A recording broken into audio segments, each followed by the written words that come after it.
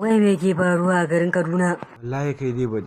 Ni abin mamaki ka bani. Sai hawa rushe ake ta yi a garin Kaduna. Wannan wani kallon gwamnati ce ni ban gane ba. Wake zagin yan rufa'i a Kaduna. Lutai ne, wallahi lutai ne. Ku ci uban shi, ku ci uban shi. Ku saurare ni, za mu shiga gidan mu duka cin abincin sallah. Duk wanda ya san ba zai iya ba ya daga hannu. Domin sai mun ci naman alade.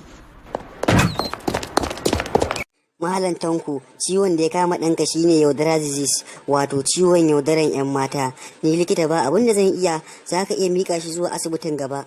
To likita, yanzu menene abin yi? Shawara ita ce, ka bar zuciyar ɗan iska kawai ya buga. Salamu alaikum, baban gida yayar kuna nan?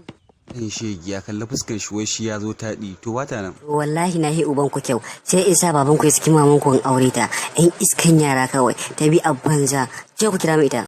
Menene wannan? Ya za an sha ruwa in ci tuwo, wannan wani irin iskancin banza ne. Isa wuri ki je ki dafa shinkafar nan, tuwon nan zubar da shi za a yi.